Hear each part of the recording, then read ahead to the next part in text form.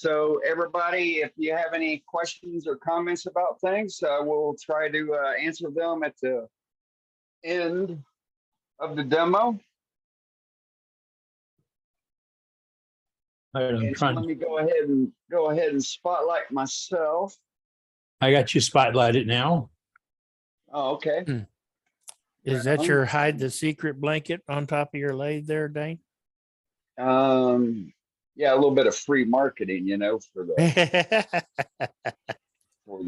club patch that my daughter made you. There we go. And then of course Martin's patch from Wood Turning Zoom, which is Oh, that's cool.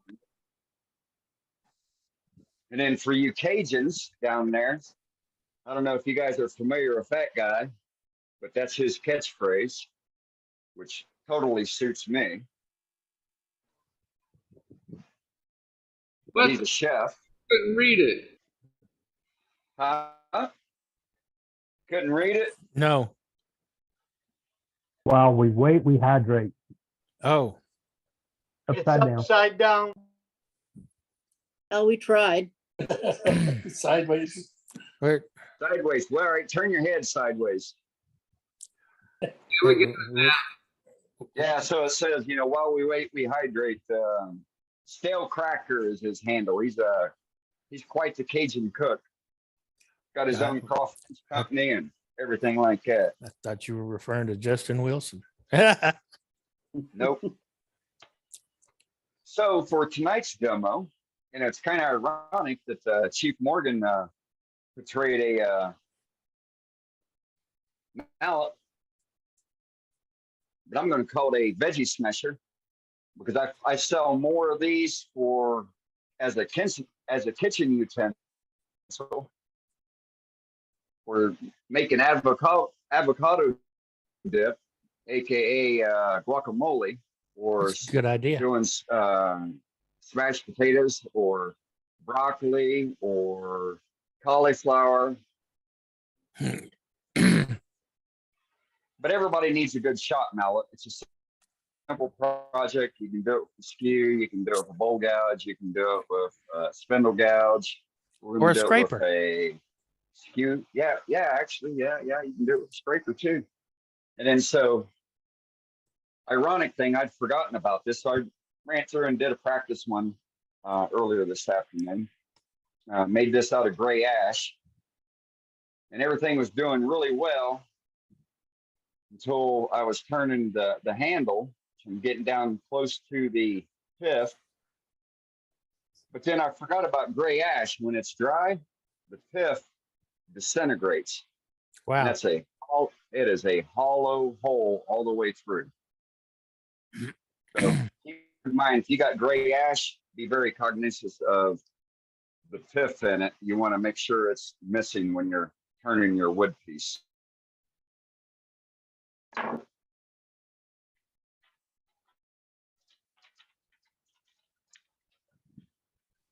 All right, so I have a little paper on dimensions. Is this upside down or sideways. Sideways, but that's all right. sideways? How about There you this? go. Perfect. That's perfect. Okay, great. So we're going to do a bench mallet, aka VegeSmash'r. I typically shoot for an overall 8-inch length from tip to tip. I like to have so if anybody wants to do a screenshot, I'll hold it here and then I'm going to set this off to the side.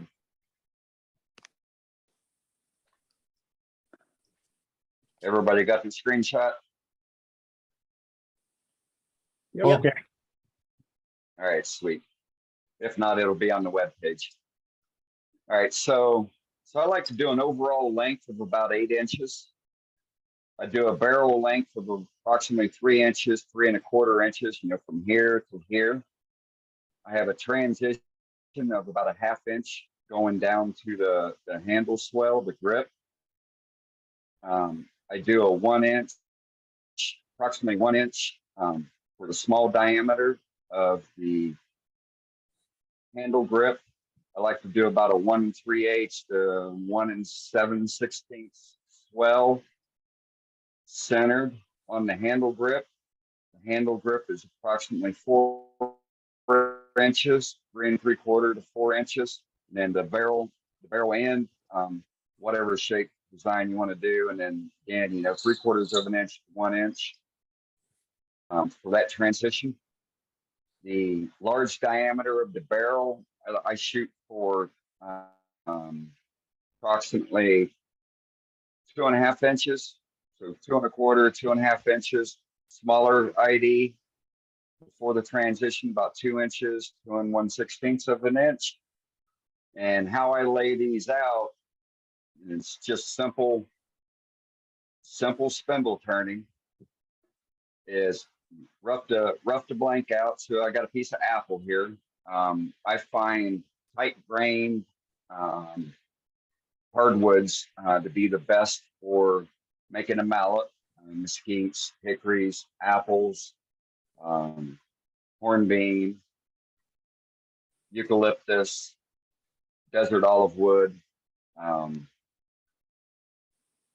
Y'all can fill in the blank for the stuff y'all, all those softwoods you have back on the east side there. Maple would work, but get the idea. As long as it's a closed grain wood, it'll work better, especially if it's going to be used in the kitchen environment. You don't want those pores open and attracting and getting food in there that you can't get out, because you can wash it, and the bacteria that's already been absorbed and created is not washing out or coming out. And so how I approach doing a mallet is I take after you got it rough to basic size, is I set with a parting tool the dimension for each critical measurement on the mallet.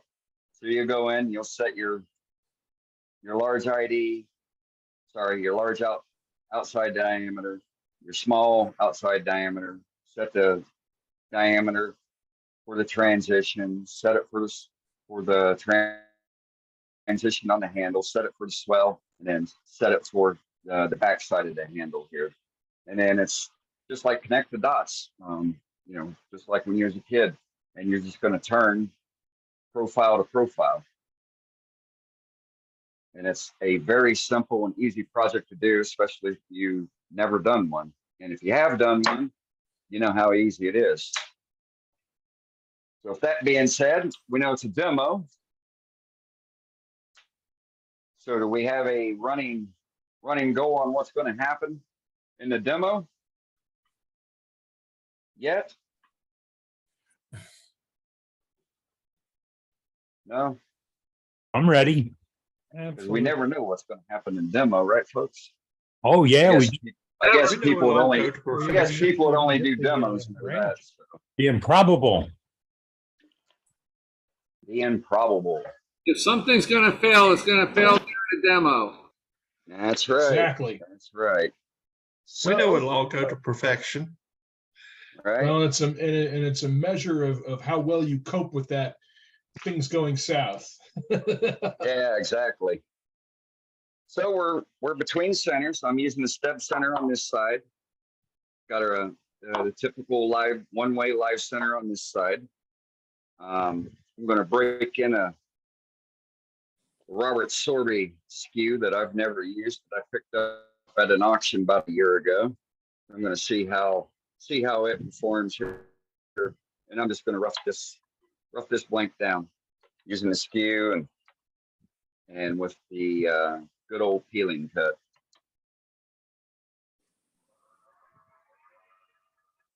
So I'm going to turn. Speed is my friend. You can see the little bits that are hanging up from this piece of apple. So we're going to take them down first.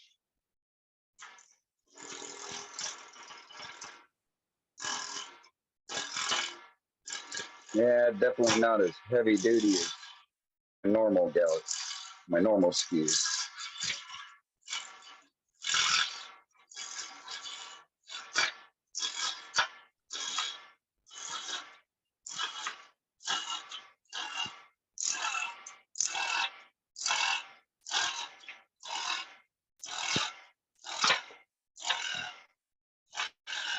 When you got bits on there, it's always a good idea to have your face shield on, because inevitably you're going to get bark and little bits that are going to be coming back at you.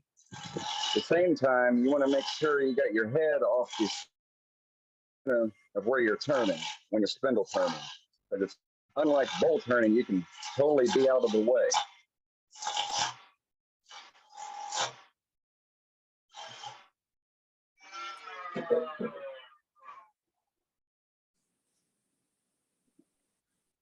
Move my rest up. So that whole action is tool handle is down, coming in, finding the bevel, and then raising the tool handle. That's the whole cutting action on a peeling cut.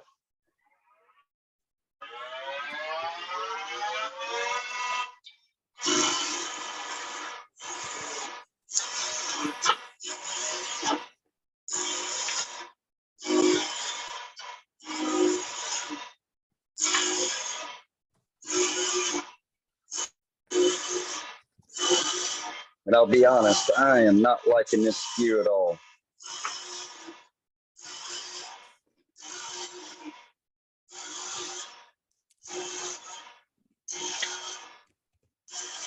It also doesn't have my typical grinds. But I thought I would try it out. You need a 1 1/8 inch, Dane. Do what, Billy? I said, you need a 1 1/8 inch.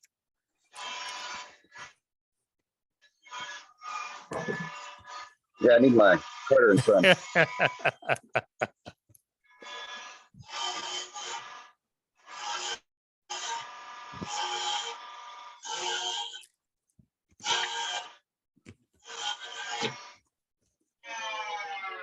But see what a lot of new turners do, they get tools and they immediately go to YouTube because they've seen somebody that's preaching the praises of whatever grind it is. And they, instead of trying the tool out to see how it cuts and how it works for them, they immediately go to grinding it to some grind that they've never done before. Yeah. You got to learn how to And use the tool first. Exactly. And if you don't know how to use the tool, doesn't matter what type of grind that you got on there, it's not going to perform. Right. You know, so as an example, I kind of knew how this was going to perform anyhow. Been there, done it. You know, so this is typical grind on my skews. And next time you see this story, it'll have the nice swell in it. And so it looks like we got a little bit of a crack in here, but that's going to turn out because this is where the handle is going to be at. And so let's see how close we are to 2 1/4 inches. So we're at 2 7/16, so we got plenty of room there.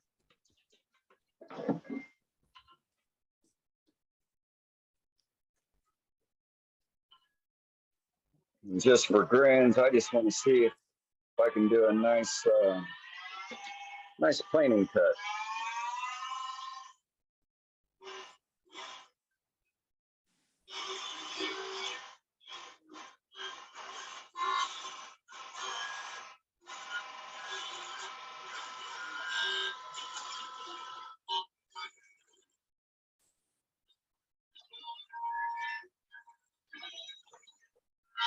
Yeah, you can really feel the vibration.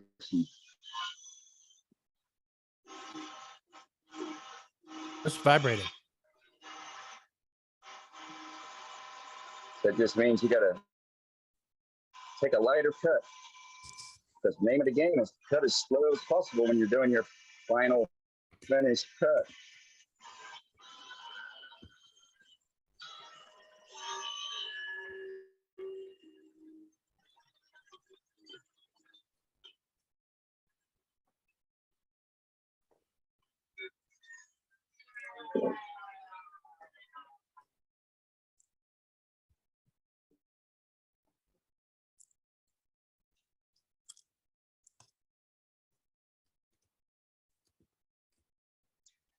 We're down to 2 5/16.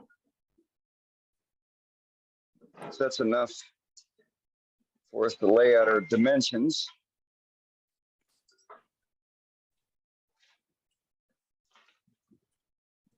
Let's bring the piece of paper up here and see if I can lay them out the way I said I was going to lay them out.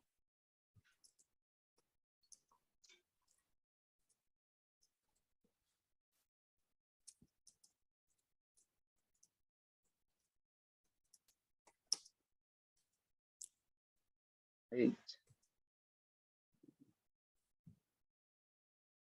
So there's our barrel. It's going to be 2.5. It's going to be 2 1/16 approximately. There's our transition.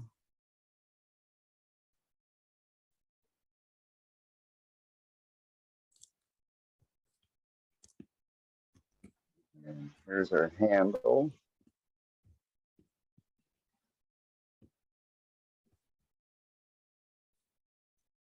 There's about halfway point. We're going for about 1 3/8. And this here is going to be 1 inch. And that's going to be 1 inch.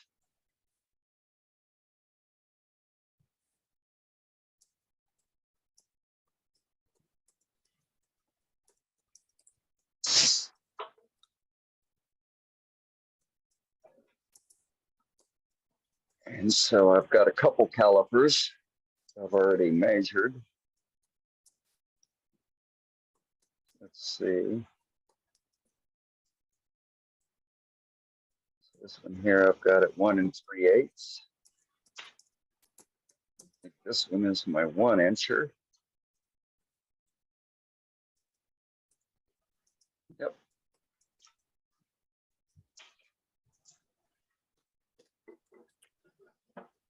Then we'll take a parting tool.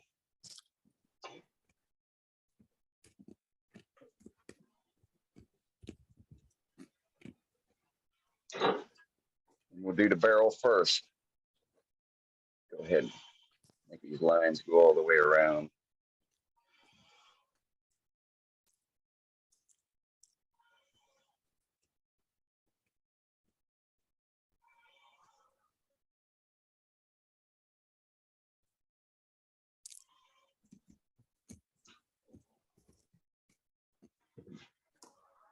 So we'll cut the barrel first.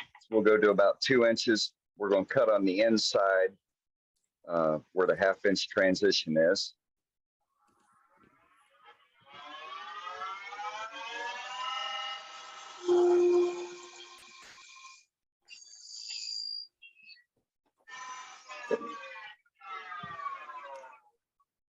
Just now I just realized I gotta reset my 1 inch caliper.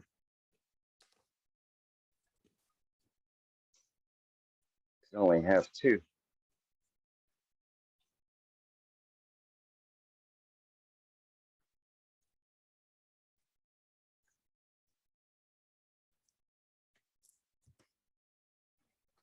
Any questions or comments while I'm taking a break here?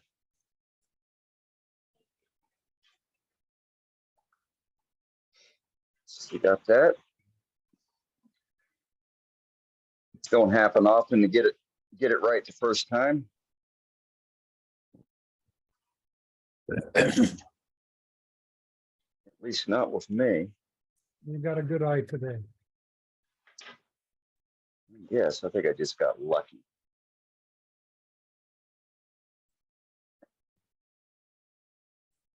Reset this to 1 inch.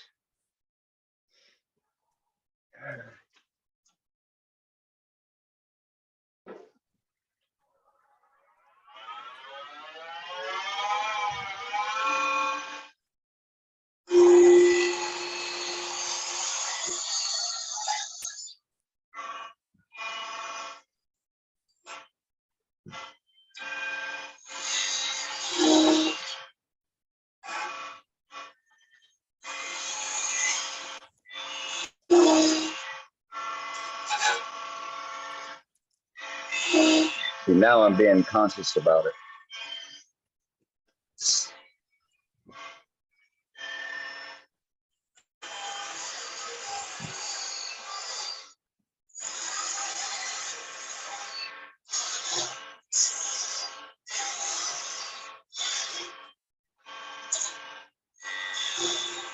And so you have an eye gauge.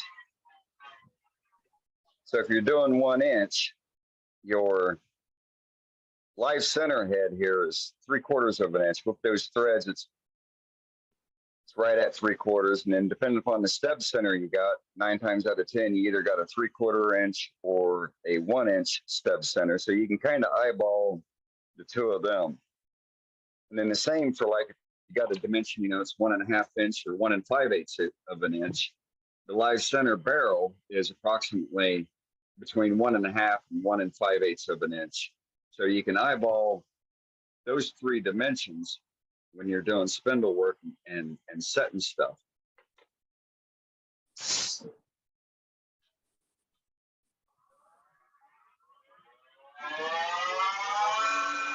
now we're going to set the center swell, just 1 3/8.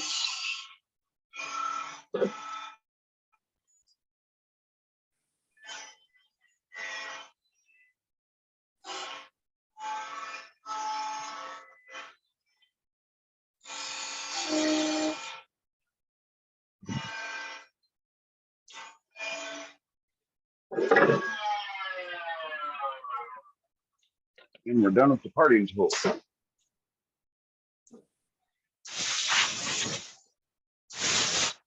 Blow some of the chips off of me. And drink some water, because it's about 110 inside my workshop. Holy moly. Where are you? This isn't your lathe that you usually work on. No, this is my lathe that I always work on.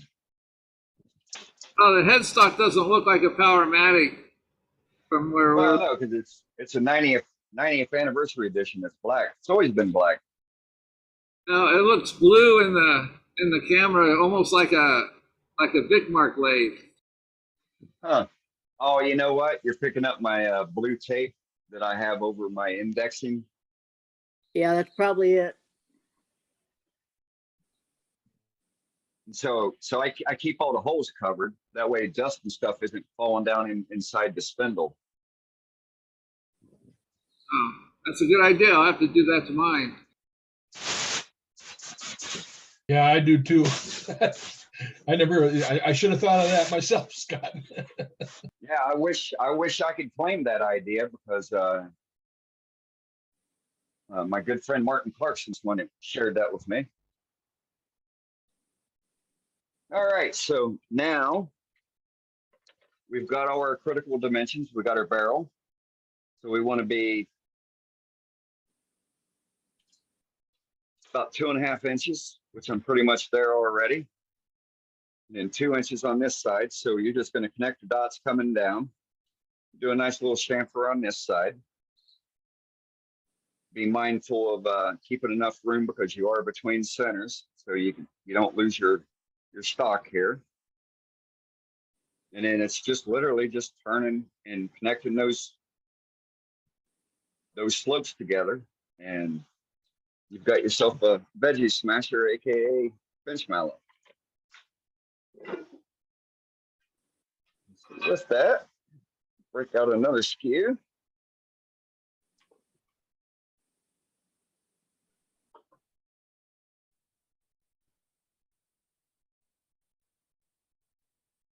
Test everything, make sure it's right and tight. Nothing's in the way.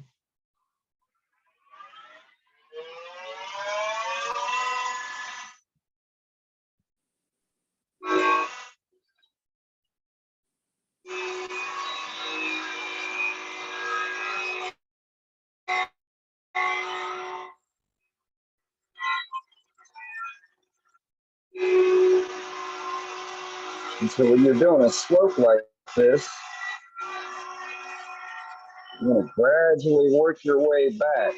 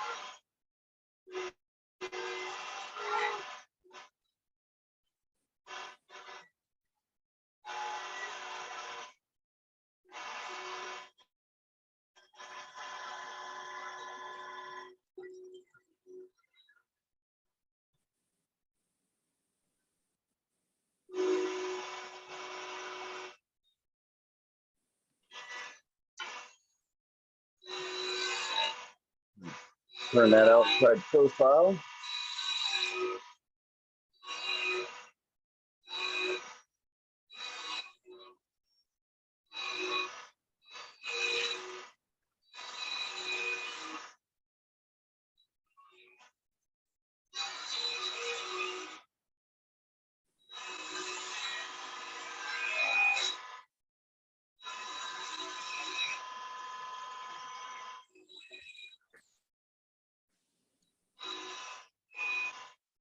You can make these rounded or flat.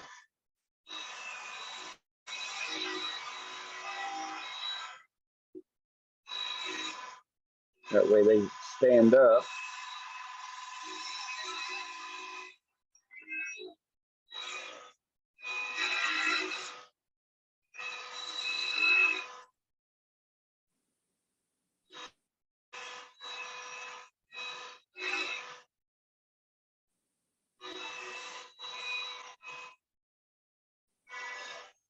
All right, so we got the barrel pretty much.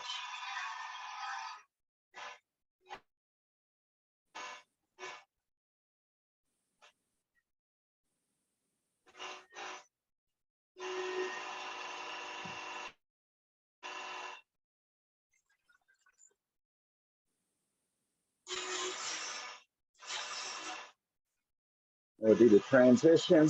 Need to haul off some material to make some room.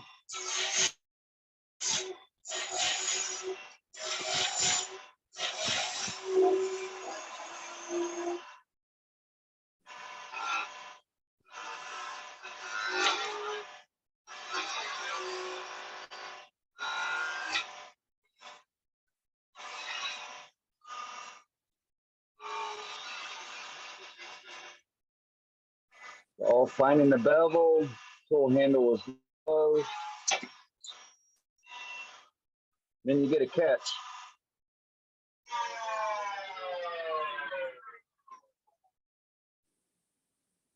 Ouch. The tool handle low, find the bevel. Make sure the tool is pulled all the way back.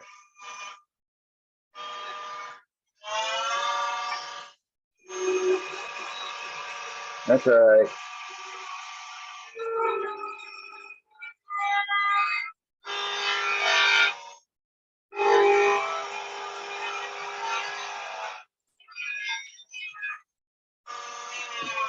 You just make it smaller.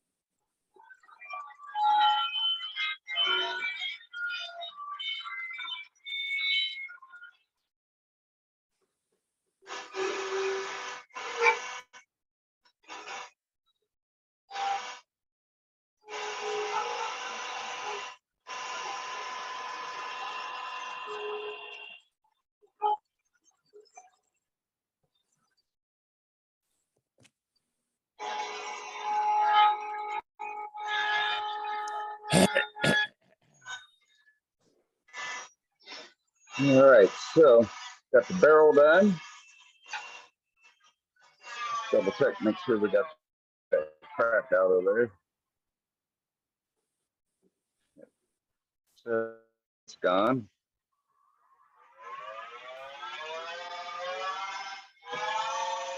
Never fails.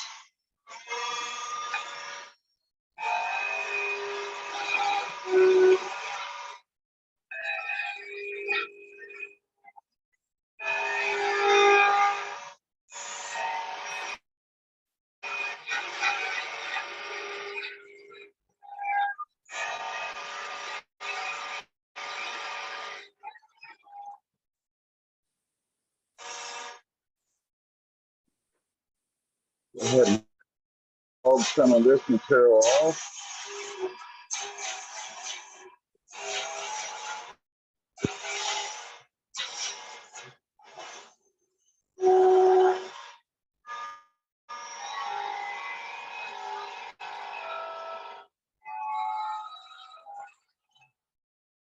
Now we'll turn the swell.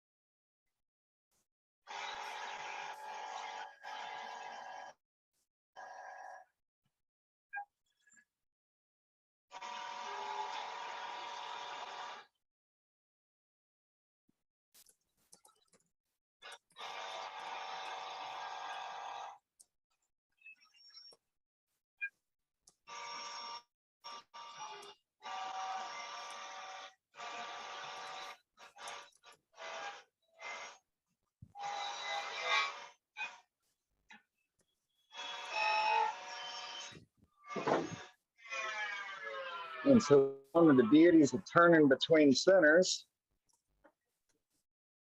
you like turning a particular way with your hands, whether you're right or left-handed. All you got to do is spin it around.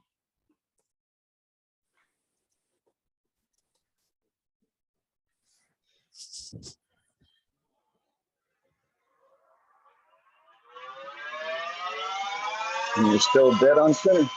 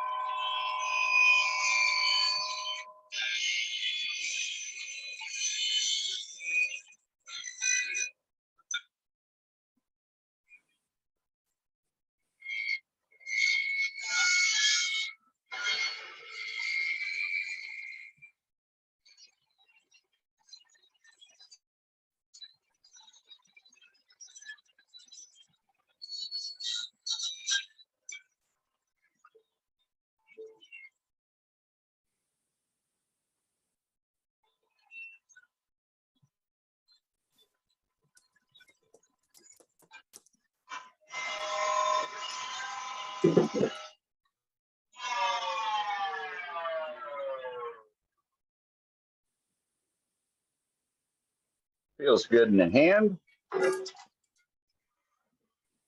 I think I'll make a starting point there.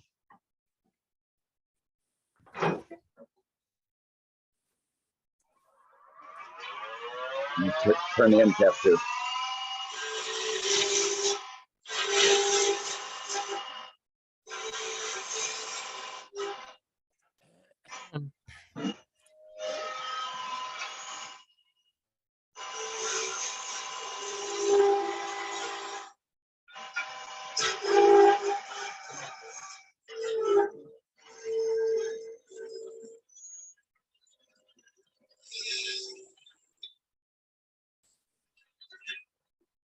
And try to make a nice little curve.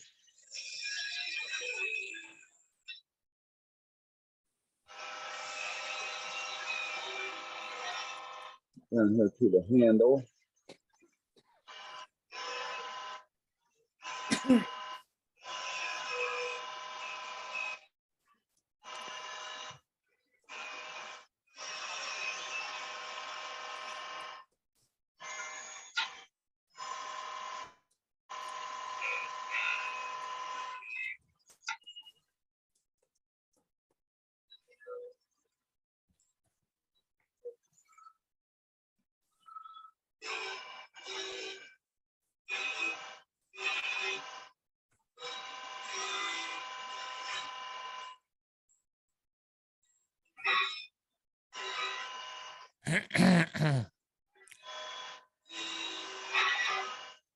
Give myself some room to work.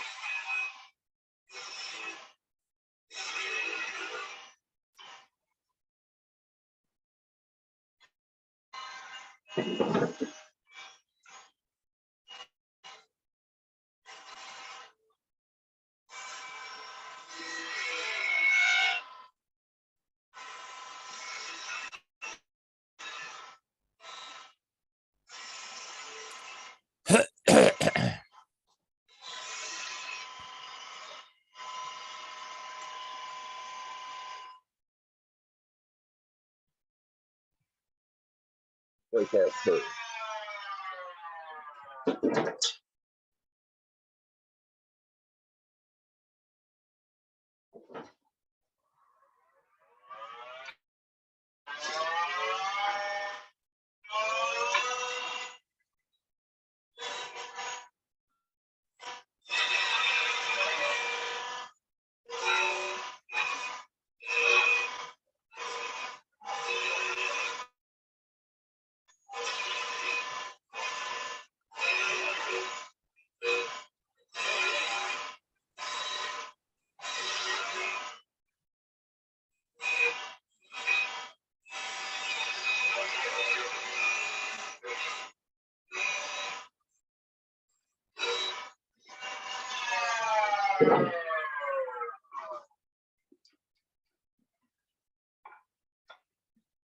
See if we can bend this side down a little bit here.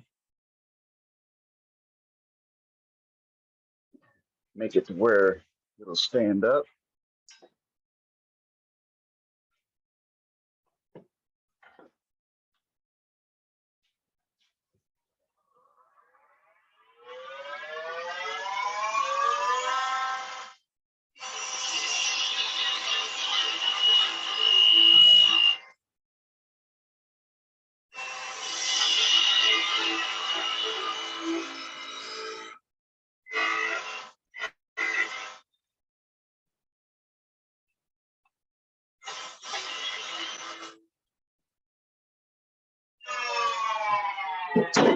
So all that's needed is a little bit of 340.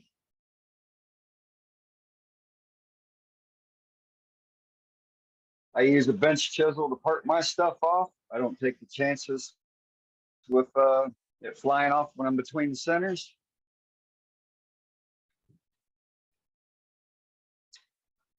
And there you have a, albeit smaller, but a perfect veggie smasher. Very good. I like it. I like it, Dane. Came out nice. Thank you, Scott. Any questions, comments? No, you showed some good technique. Well, that's the first time I've had a catch like that. At least I didn't blow it off the lathe, you know? If it happens, it happened here. Oh, I know. Well, that's why, that's why I always preface it, whether it's me or any of our other demonstrators, what's going to go wrong is always going to go wrong. We're 9 times out of 10, we're all going to experience something that I we know didn't you just plan said that to make us feel better. No. on. Right? That was a No, good it's demo, the Dave. same. Yeah, well, thank you.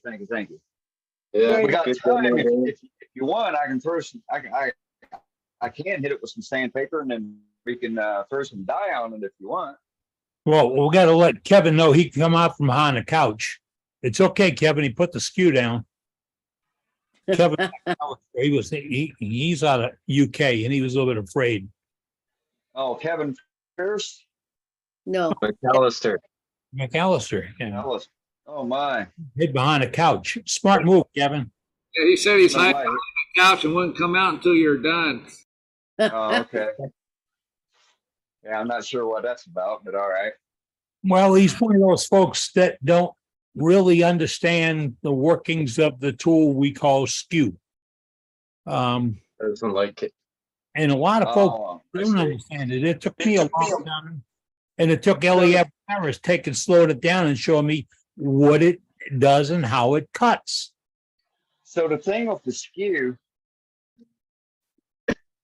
so that catch, that's the most violent catch you're going to get with a skew, which is absolutely nothing.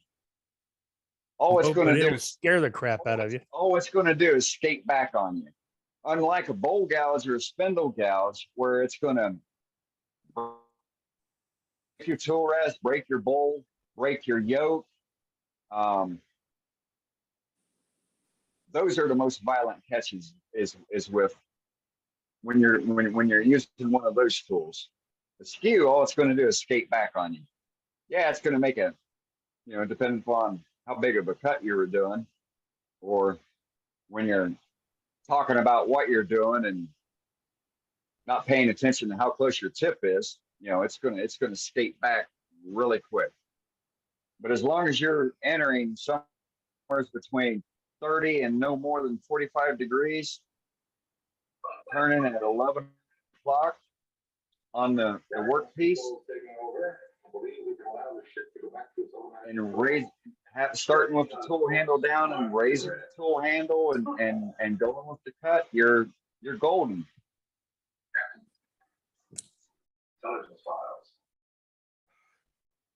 I've always said if you're don't understand how a tool cuts, slow that machine down and watch the slicing. Exactly. You know what? And normally I do that, and I failed showing that tonight. You have to understand how it actually cuts. And I always go back to the old pocket knife rule.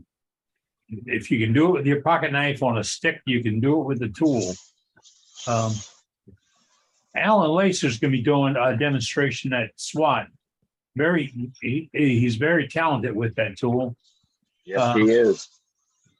And can take a lot of mystery out of it quickly. Don't go watch what he turns. Watch how he turns.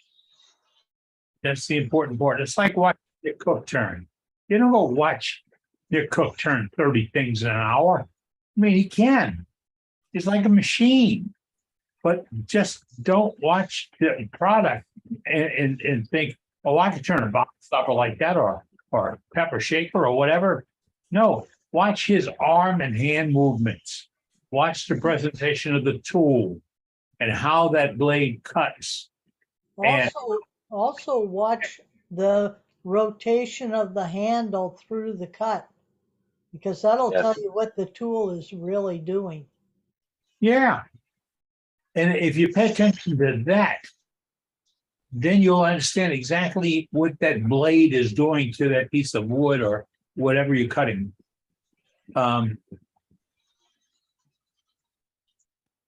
I've had people in for lessons.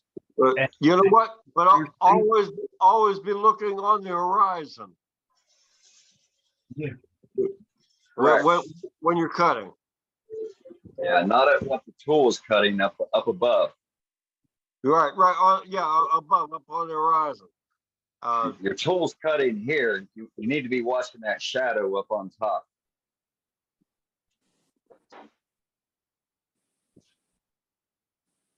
Let's see. Tool mark line there. Pop right off. This is What when we I doing, Ty?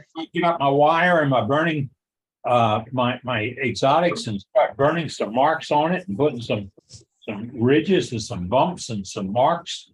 This is when I start playing with my embellishing tools. Here it is, perfect format right in front of you. It's going to be used for whacking on things. Right. Decorate it.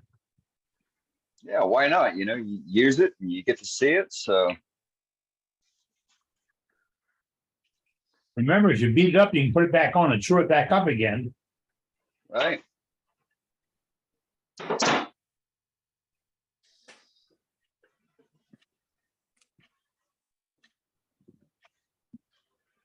Never miss the chance to embellish. What are you doing? Man, What are you doing? I'm just throwing some grit dye on a garbage bag. Shopping bag. I thought this was a secret. Oh, no. Oh, I learned this from Cade. Like, no gloves? Oh my goodness, you're gonna have black hands. Uh-oh. Can't Oh, tell, no. can't tell Kate anything. He spreads it around. But it's actually blue. Royal blue.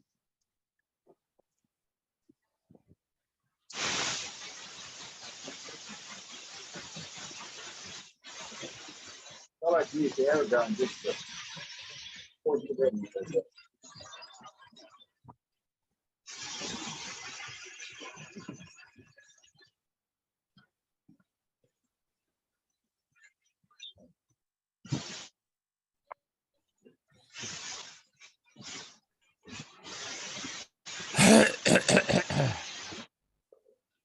All right, let's see.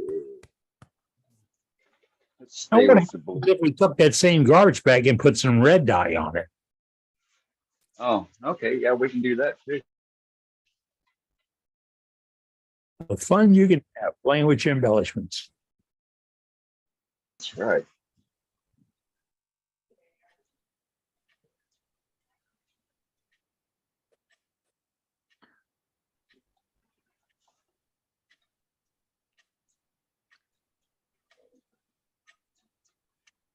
And if you're making these for vegetable smashers at trade shows or craft fairs, this little decoration will change the price mark drastically. Oh, yes. So and But- be loose with the colors, because a lot of times it's, oh, that might match my tablecloth. Right.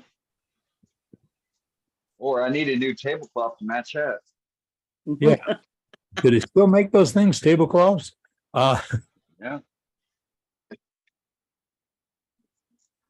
Make a whole bunch with different variations of color. You'll have something to match everything in the house. Yeah, right. And it's good practice. Yes, it is.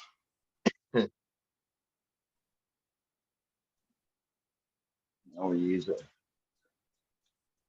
And if you go for a walk, it'll match your outfit.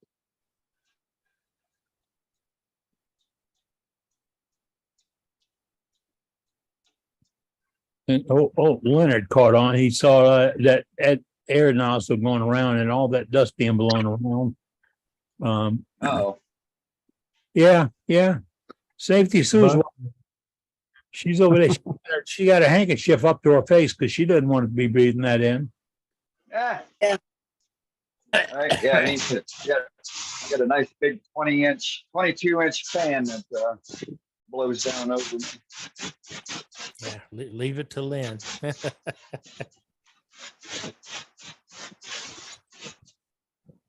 Well, that's definitely looking like a mess. Let's see what some purple can do to it. Oh no, I like my purple. You know what Mama told you? You can't make a mistake until you try. That's right. We only had listen to our mamas. Well, it's funny, you can make stuff and you can just be totally unhappy with it.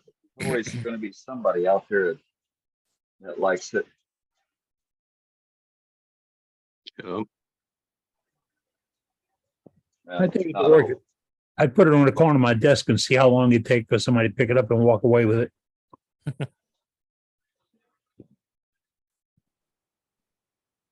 It'll be an attitude adjuster for the wife when you're out of line. Right? I don't know. I think it needs to be heftier. Yeah, I was thinking a pot, I'm glad my wife isn't listening to this. But take a look at that and think about at your craft fair, you've got a handful of these laying on a table and there are different colors and sizes. That you're not married to that 8 inches. You're not married to that diameter. You're definitely married to a shape or design or whatever. And it's extremely great tool practice. If you're looking at what we did just now, he went ahead, attacked it with a skew. But if you're afraid, of the skew don't make it. That entire piece could have been done with a, get this, I don't like the term of it, but it's called the roughing gouge. The entire project could have been turned out with roughing gouge. An excellent practice, or a elliptical grind bowl gouge. And that'd be something I'd push my little 3/8 Ellsworth through in a heartbeat. Mark Soleil grind. The Mark Soleil grind. Yep. That's almost cheating. Come on. Put a little bead. That ground.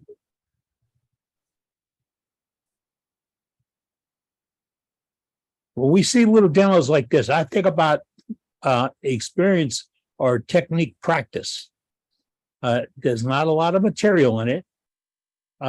You can do something, you can experiment with it and practice it.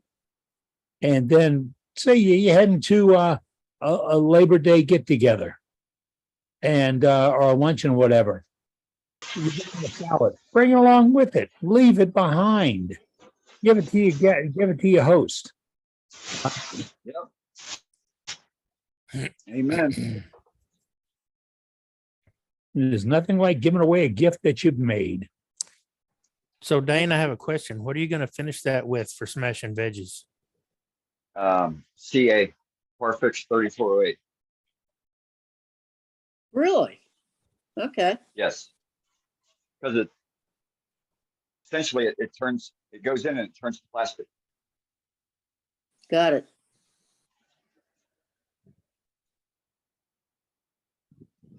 Yeah, thinking about it, that sounds pretty good to me. Now, would you use 3408 if you were using it as a bench mallet? Yes. Okay.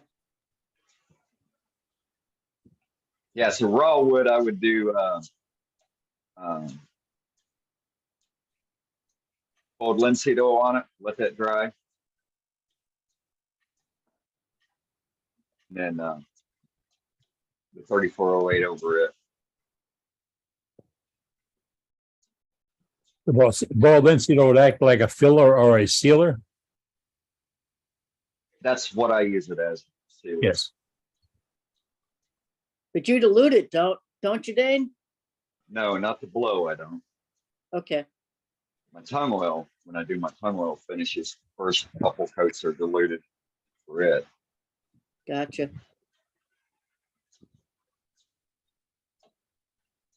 All right. Leave a little bit of wood in there. In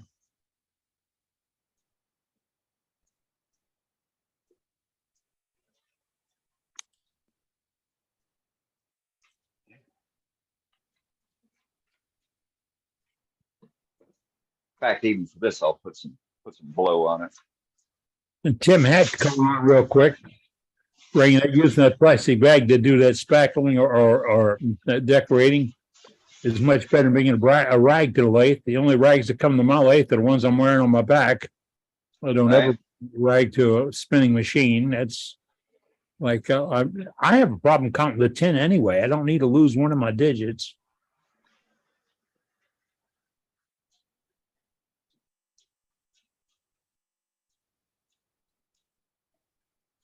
Hey, David, can you hear me? Yeah, I hear you. After you put tongue oil on something, would you ever consider putting anything else over top of that down the road? Oh, no. Me either. That's like finish. Yeah. When you're talking pure tongue oil, no, just that. In fact, I think it'd be insulting the king of tongue oil if you do that. And if you do it properly and you let it cure up right, I don't see anything that can make it better.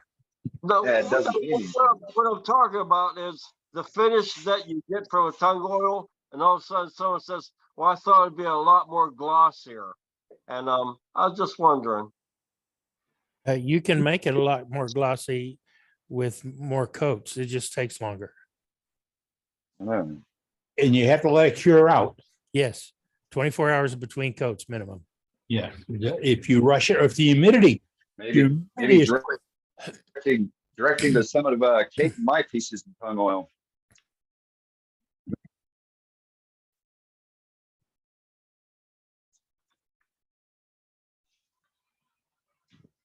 I've also found that when you're using a product like tung oil and you're all finished up with it, you let it cure a couple of days. Then when you buff it, make sure what you're buffing it out with is pure cotton. And Yes, not a poly, not a blend, not a weave. It must be as pure as cheap, dinky cotton as you can get, because you want to have absolutely no abrasiveness to it. It's got to be very low on that abrasive scale. And it takes so long to buff it when you're doing that people get anxious and want to improve what you're buffing it with. Don't go to a heavier wheel, a stronger wheel, or whatever. No, remember, you're damaging the finish when you're buffing it. You're impacting the finish. Pardon me. All right, so there it is. There, that is all right. That's pretty much. Very nice. So that's just with linseed oil. Once that dries, put the 3408 on it, and you want to buff it up. It'll be shiny as a diamond in a what. Will that match your tablecloth, Sue? Will that? No, but that's okay. I can put on a purple tablecloth. It'd be perfect. But for those who didn't catch it, that's rich dye.